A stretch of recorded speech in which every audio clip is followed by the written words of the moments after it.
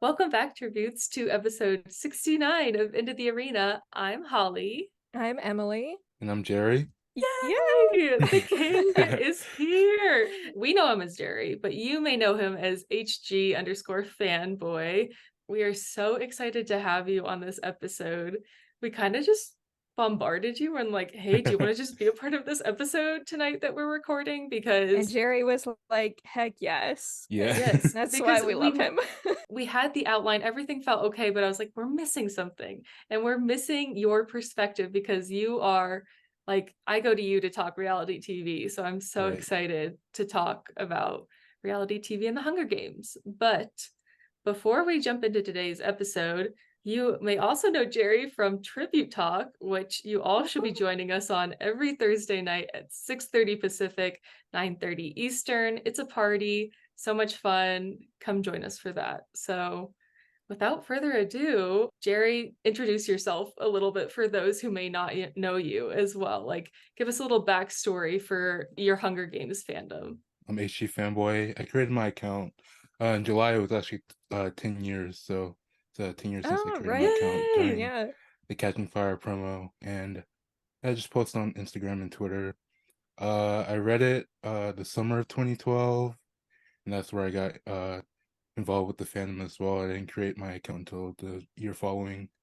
But yeah, I've loved the Hunger Games ever since. And like this episode revolving around reality TV.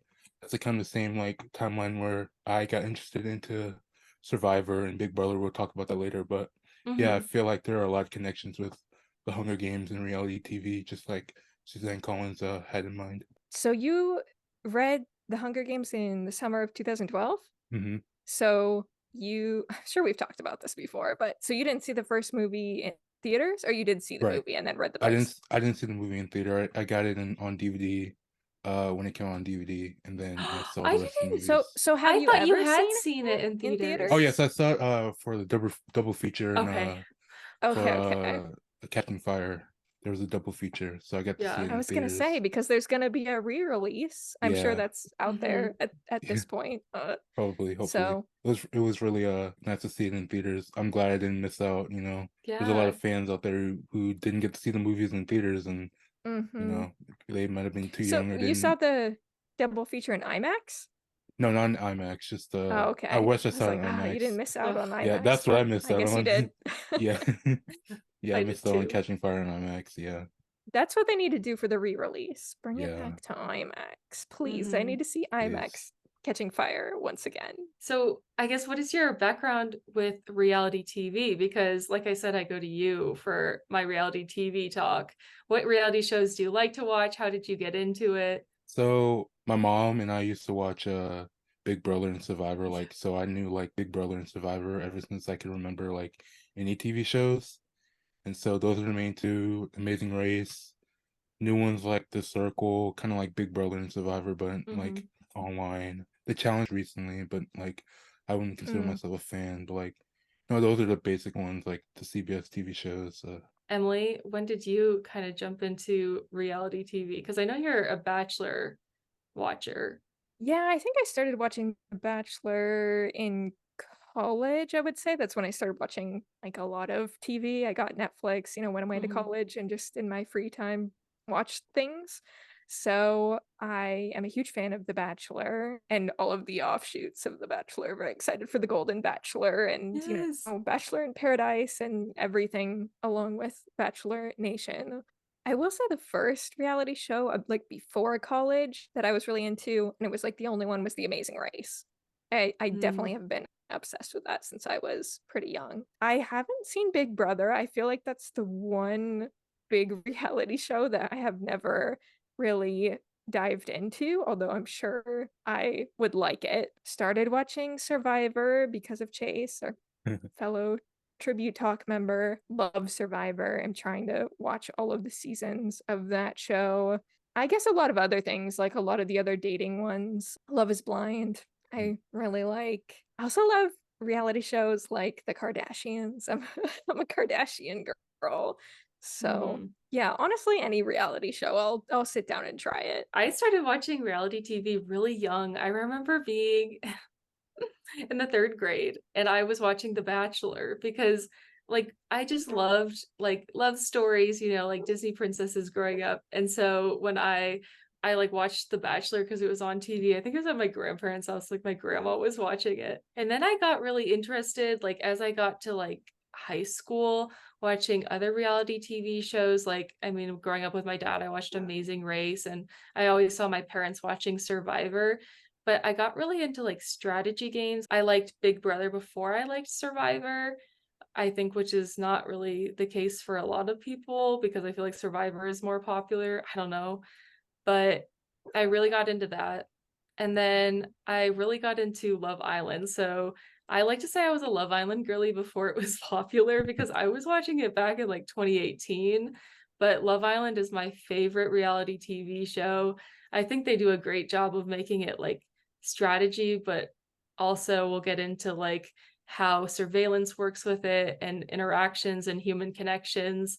I am a sucker. I'll watch any and all reality TV shows. I love them. Yeah. Yeah, CBS does well. Like I don't know why it's like Big Brother, Survivor, and They Amazing Race, do. where it's always like the trifecta with the hmm reality TV. And I think it's so interesting because reality TV can be consumed by like anyone. I feel like there's like genres, there's suspense, there's romance, there's adventure, like HGTV, which is like its whole thing. Like I think that reality TV can just appeal to so many people. But then it's also interesting because like in college, I was a media study major and I focused a lot on like theories of reality TV, and it's really interesting to see and learn the history of just how low budget the production is, behind the scenes, all the conflicts and the problems that make it different from the treatment of people on set on reality versus like non-reality TV shows. It's all just like a very interesting area to study, I would say. I think it's fascinating too. I was watching some documentary about reality TV recently, thinking about all of the shows that get filmed for like one season or something Mhm. and Mhm. don't actually get made, or like these people never actually end up on TV, kind of get exploited, or Mhm. whatever happens with them and they don't actually get any kind of payoff for it. And so I also think like now we're talking about reality TV, but to tie it back to the Hunger Games, like Suzanne Collins says that her inspiration for the Hunger Games came from her infamously scrolling through the TV channels and going between shots of war footage and reality TV and putting that combination together and creating the world of Panem, which is really fascinating. To kind of start the conversation of Panem, what would we say is the role of reality TV in Pan Am, and how does it differ between those in the capital and those in the districts? I think it's meant to be a distraction in both cases with the districts and in the capital. Like it's a distraction for the capital people to keep them entertained and not pay as much attention to how controlled they actually are. And then in the districts, it distracts from rebellion Right. and kind Mhm. of keeps that hope alive, something that they're focused on fully and not thinking about Mhm. uprising. And also it stokes fear. They know that their kids could be in Hunger Games as well the next year. Do you think it Mhm. creates fear for the capital citizens as well? Or are they so disassociated from being district people that they don't think it could ever happen to them if they go out of line? I don't think it would. I think that it's just that distraction for them. I like Yeah, you that's said, I kind of just what I think they're think so too. detached, you know. Hmm. But what I was really interested in, I think, and it'll still be a conversation that I'm interested in after Ballad comes out, is just the backstory of the creating of the Hunger Games as a reality TV show, because prior to the 10th games it was just something that the districts in the capital were forced to watch, and there was no interaction. And like Ballad is kind of funny because it's almost just Snow creating marketing tactics for the Hunger Games reality TV. Like he's just the intern at at the That's why reality he's the TV one studio. sending out the text messages from the academy. I Yeah. fully believe it. Yeah, this is all about marketing. Everyone learn marketing skills. So I think that that's what that is. I just want to talk about that. Like, what do you think were some takeaways from Ballot that kind of altered your perception of reality TV and how people viewed the Hunger Games and that transformation? Yeah, they try to make it more interactive, because I Mhm. guess people invested into, like, when I heard that question, that my mind went to Twitch streaming and like Hmm. donating to Twitch streamers. So like you can get your message read out, and they can, like, you can kind of interact and act with them, and you get that kind of like serotonin boost that Hmm. I got my name read out and I impacted the stream somehow. And so I Mhm. guess that's what the capitalist systems could feel like as well, once they like give tributes supplies Being a and food and stuff. sponsor. Right. Hmm. And everybody knows that.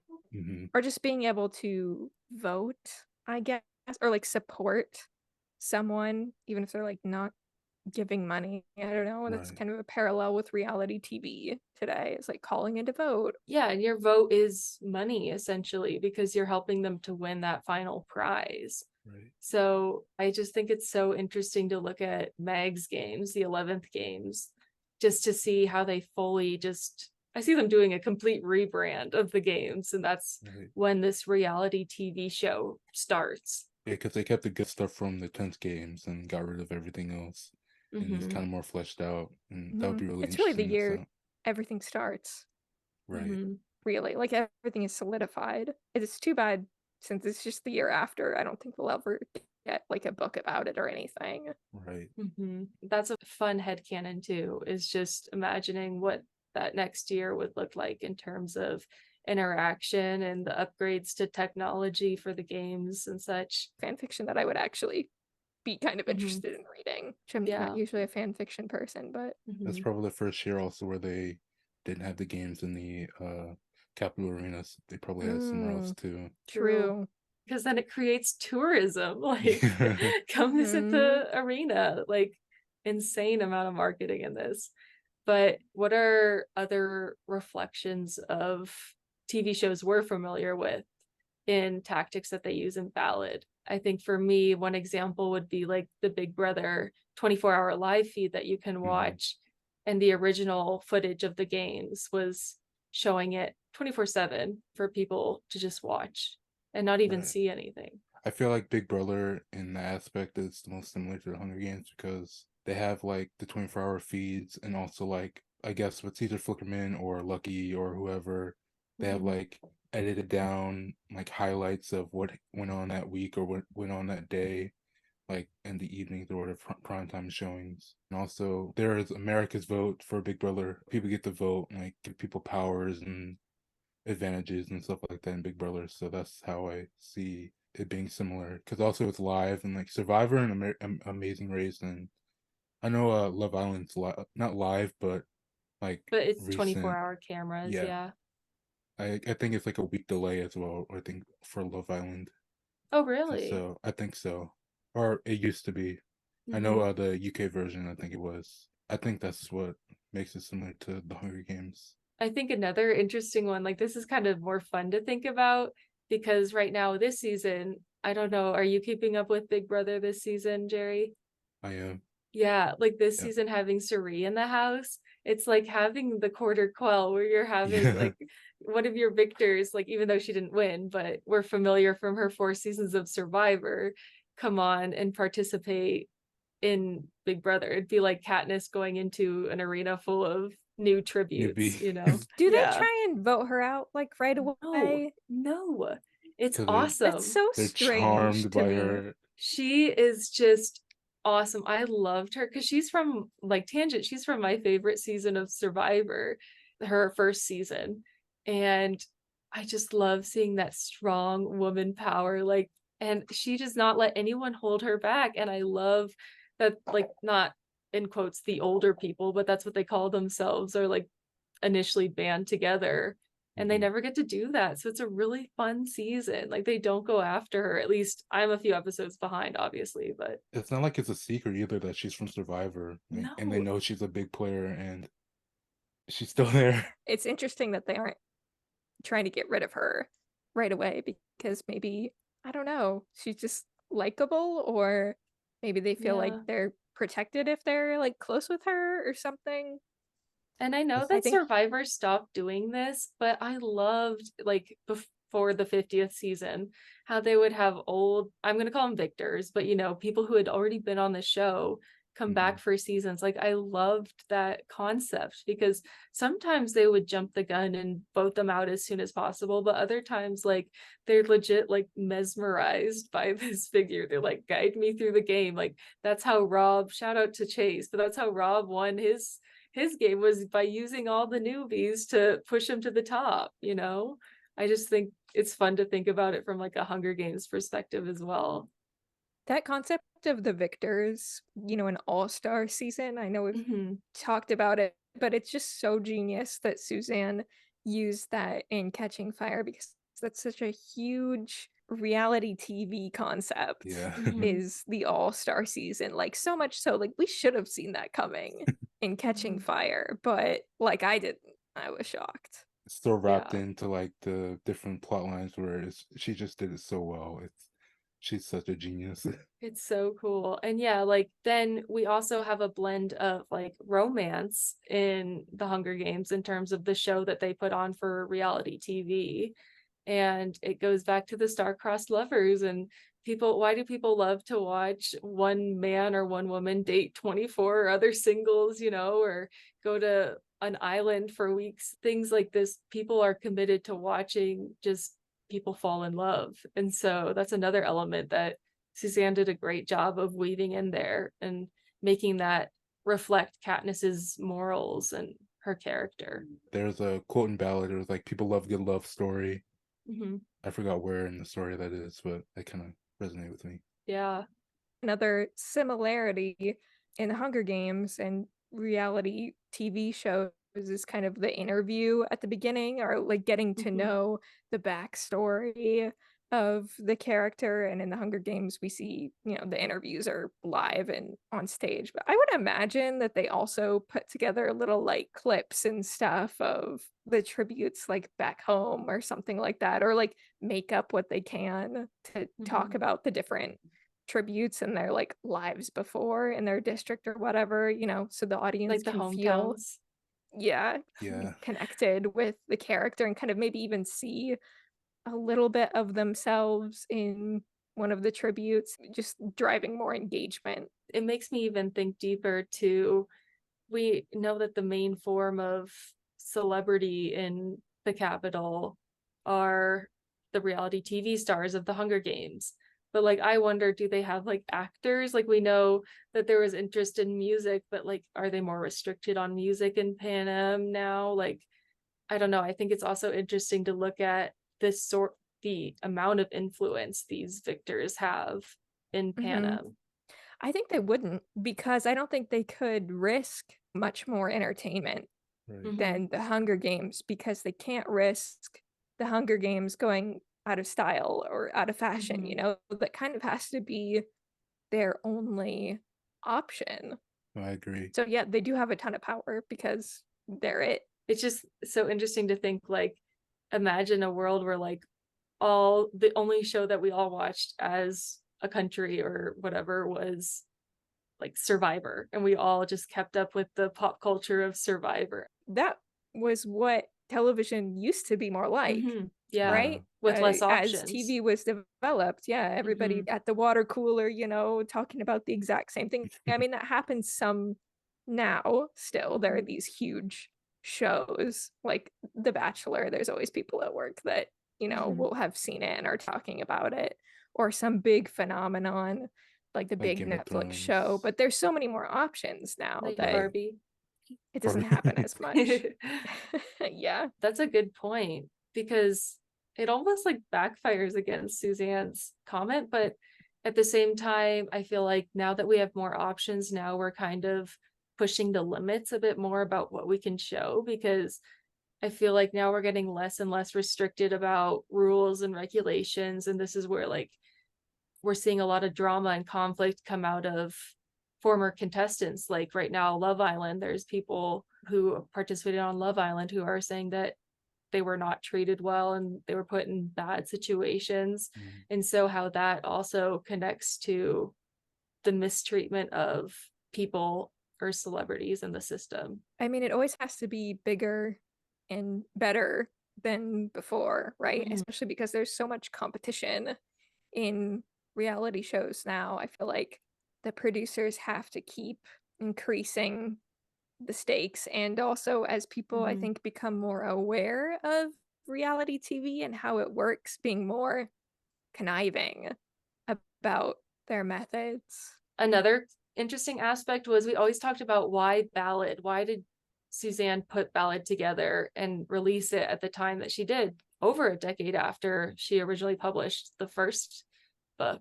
And we always talked about this idea of voyeurism and how we see a lot of people saying, oh, I didn't like Mockingjay. And we see a lot of that because there was like this craving for the Hunger Games. And like, I think that almost translated as a note to us as viewers that even though Mockingjay isn't as fast paced or action packed, like we shouldn't be watching it for those reasons. Like we're almost sitting in as capital citizens.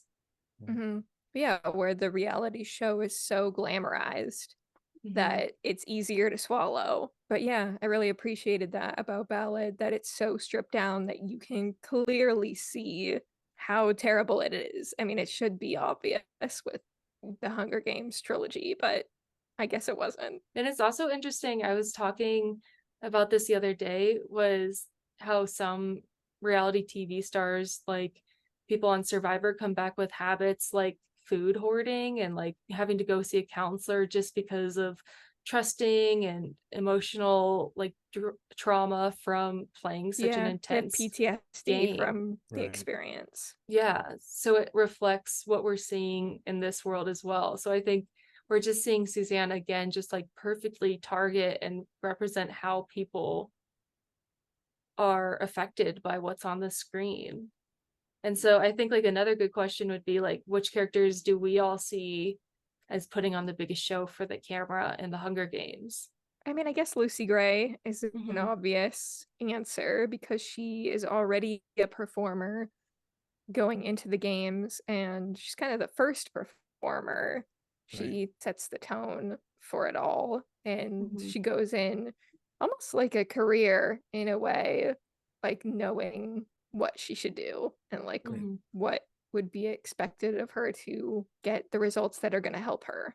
And to play the crowd. She was playing that game even like at the zoo or at the interview as well. And I feel like reality TV show contestants have to continue like putting on that character out like on social media in order to like, I guess people want to like stay famous and relevant. So TV show contestants have to continue to play that persona they have on TV, on the internet, or at public events, because some of those like the personality on TV aren't truly themselves, but they want to keep that up just to stay relevant, to keep Which is people similar to Katniss having to keep playing her role, and really all of the victors probably after Lucy Gray.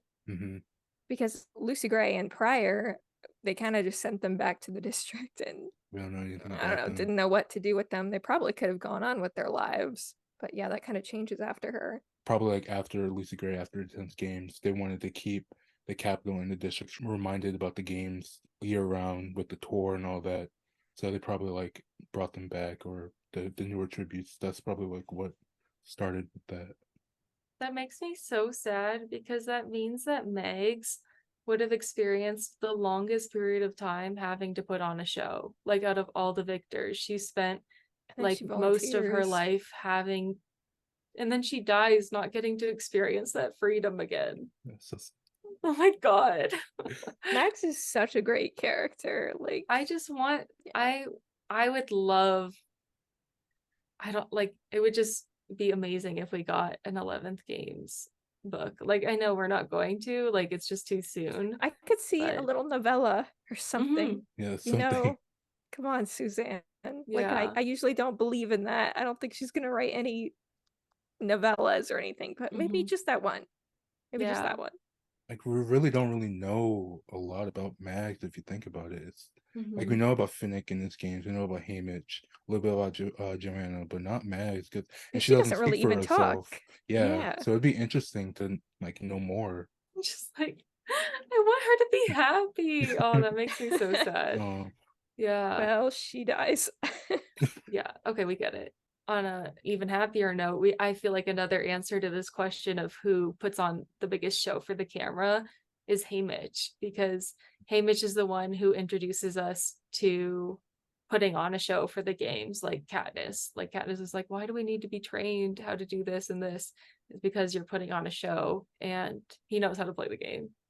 That's not the character I thought you were going to say. I thought you were about to Really? say Joanna, who puts Hmm. on a huge Oh yeah, show, true. right? At the beginning, she presents herself as completely different Hmm. than she really is in order to win the games. Yeah, it's like at what point do you realize that you have to put on this show? Because Katniss is aware too, when she gets raped, she can't cry. I think that goes to your point, like reality TV is the only entertainment that they take in. It's because they study it and it's like ingrained in their head to always be watching how you're acting, at least if you recognize that.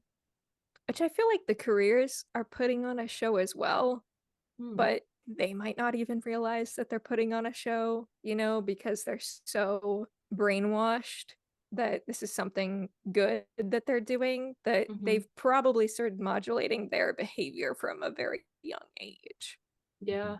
And I'm sure that level of surveillance starts with the career, like districts 1 and 2 children the most, because they're like, I mean, we raise athletes in our society, like kids start at a young Mm, age playing games, and yeah, that's how they get to the pro that's a leagues. really good And parallel. it's just really interesting to think about being watched and monitored. And goes back to our last episode with the king of propaganda himself, Plutarch. But yeah, it's just a very interesting dynamic. I think another thing that I really like is this conversation on surveillance, because I think that's a really interesting aspect to look at, kind of like Love Island, Big Brother. And I am interested to know that, like, while it is not a popularity contest, what are parallels that we see in the Hunger Games that make it a popularity contest? Because it is survival of the fittest, but I think we see examples of figures who have to be popular to win, aka the sponsorships they're getting. Yeah, I think attractiveness right. Mhm. is an important part of being popular for the Hunger Games. And obviously, it's important to current reality TV. We've got Mhm. Glimmer, who's kind of a front runner, and her appearance is highlighted.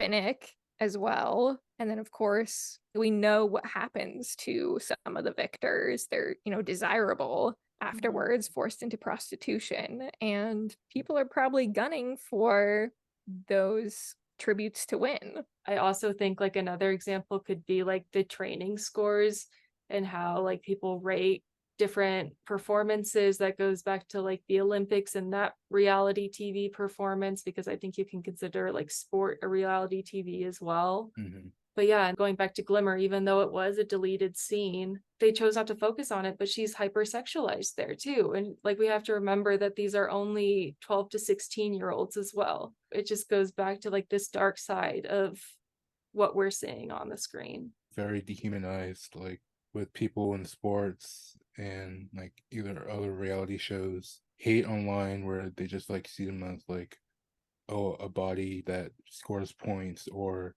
just someone to entertain, Mhm. and they just say whatever they want about them. They don't realize that they're human. How they treat tributes as well, just like if Mm-hmm. they die, it's like, oh, I lost my money. They don't think that, oh, someone lost their kid or brother or sister or something like that.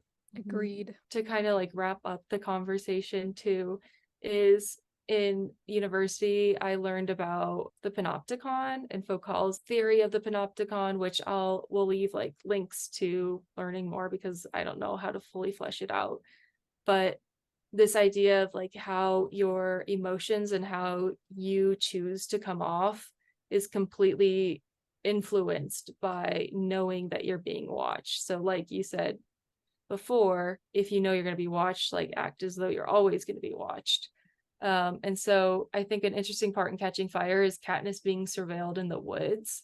We see Katniss's actions and how she goes about her day completely different when she knows that Snow has eyes on her in her private space. It also goes back to our last episode with Plutarch. It's interesting, like, when did we get those cameras in the woods, or when did they get those eyes there to know what was going on, and where else are they being surveilled? It's, I think, an Yeah, I interesting wonder if conversation. the district citizens also think that they're being watched at any point, right? Which also Yeah. dissuades rebellion. I mean, that's why Katniss and Gale go into the woods to yell about whatever they do, because you can't just say things. Did we ever get any mention of there being cameras or anything recording in the districts, though? Like, why did they think that? I know in Catching Fire, Katniss was worried about the phone lines being tapped, but that's because within her conversation with Peeta. In Ballad, Snow questions whether they put microphones in the trees, but that was before the Jabberjays to figure out like the plans with the rebel attacks. So I don't really remember anything about cameras or the district citizens being watched. So, like, even though we don't get any specific mention of it, it does seem like there's an undertone of thinking like the Capitol is always like watching or listening somehow. And I feel like with us, like Americans or like anybody else, like there are like people who believe that we're being watched always, big by Big Brother, or True. you Yeah. know, we're being seen like through our cameras by an FBI agent. That's a joke, but like people actually believe Right that. now. But yeah, well, We're I watching mean, our you right phones, now. our phones do listen to us, right? Yeah. Yeah, the microwaves are listening. Yeah. So I just think overall, like, the camera has a big eye on an influence on the books and how we see them, because it controls Katniss, and it controls this whole star-crossed lovers bit. It controls how she acts on camera, how she goes along with the baby thing. Like, it's all this performance that very closely monitored and orchestrated by a lot of different people. Yeah, I'm very excited in the Ballad movie to see what elements of that actually end up making it into the film, because we just didn't get so much of the reality TV component of it as I would have liked in the other 4 movies. Yeah, we just get those brief shots of, like, at The least from fisheye. Gary. Yeah, Gary got us those wonderful shots in the Capitol. But yeah, and I think we are going to get a lot more with Ballad because of the motto, enjoy the show. Like, I am so excited. We have to give that, like, highlight that not only is it being included in the movie, but it's included in the marketing, like in the calendar and the trailer. It's just so cool. I was so shocked when we first watched the Yes. trailer. No way they actually included it. Yeah. Yeah. Being in that room with people watching that moment for the first time, I like, I don't know, transcended in that moment. Yeah. I know you're both really excited about our Lucky. I feel like after seeing Asteroid City, I'm a little bit more excited about our Lucky, but I think they are going to focus a lot more on the reality TV. They have the screens, like we've seen that TikTok of Lucy Gray saying, like, mouthing at something at the reaping. Like, we see all these promos for television. So I think that that's really exciting, because one of my favorite shots too is when in the trailer they pan over to the scene where Lucky is like announcing how many votes. This is her last performance, and it just flashes on that Pan Am TV screen that is like old school retro. I'm super excited, and the that's what I want technology to will be see great. more of, is like the audience consuming the Hunger Games and like that transition, people getting interested in it. I'm glad we're also going to see behind the scenes, or mostly we'll know what it's like behind the scenes, because that's basically like the point of Ballad with the mentors. Like, we didn't really know see the games and Hamige's side, so it would be really interesting to see how they portray that in the movie. And then with Coriolanus, having the live feeds in the arena and knowing that he killed his first person. He killed, it was Bobbin, right? He killed Bobbin, Mhm. and that was his first murder on, not on tape, because like maybe on tape, like he didn't know what was seen and what wasn't, but knowing that that tape exists of him committing his first murder is really interesting too. If we ever got another book, it would be focusing on Coriolanus and his fear of like knowing that that's out there, and also he didn't know whether Lucy Gray is alive or not. So there's always that fear, and so maybe that influenced his rise to power as well, just so he can contain that. He knows that he has access to the tape at least, but not to Lucy Gray. That's probably what like he fears about for the rest of his life, and then boom, Katniss shows up. Because That would Plutarch be, finds the tape, right? Right. I was just about to say that would be our missing link from the last episode, is Plutarch. Mm. Yeah, or the Heavens Be family passing that on. But I think it's just so interesting to think of not only like reality TV as the Hunger Games, but also surveillance at large, and just how we see these roles and these different characters and faces and appearance versus reality coming up on screen. What do we think Suzanne was trying to say about reality TV on its own? Do we think that she is not a fan of reality TV? Yeah, I think she's not a fan of reality TV. She kind of like showed a mirror to us and like how we interact. I don't know if she like had like a message in that, but like she showed the worst, like how we interact now will make it worse like over like 1,000 times over. Yeah, I kind of see it as like a warning of what could happen and like maybe the path that we're going down. I think it's similar to, obviously, she's not a big fan of war and wanted to talk about the consequences of that. But I don't think she ever is saying that war is absolutely unnecessary. And kind of similar to that, I think it's more, let's examine reality TV, and it's not necessarily evil, Like but negative, yeah. maybe you should have more of an understanding Mhm. of what you're watching and what it could become if we're not careful. Which I feel like, have we passed that point already? Because Yeah. with Yeah. I the kind of route that feel we're like we getting, have, honestly. Yeah. As Like I much as said, I love reality TV, yeah.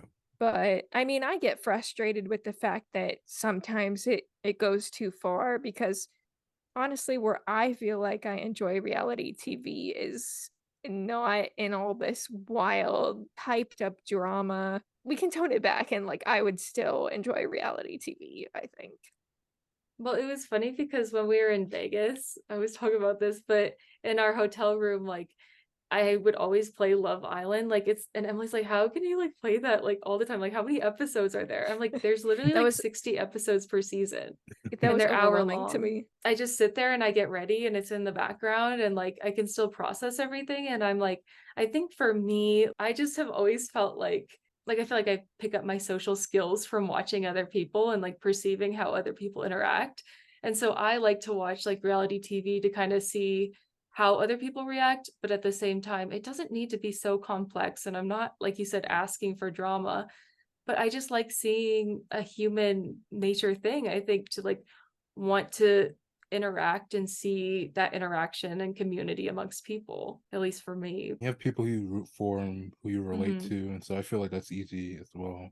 And you find like heroes and your victors and stuff like that. Like you want to reflect your values off of them. And people Root So for you them, you cry root when they against. die. yeah.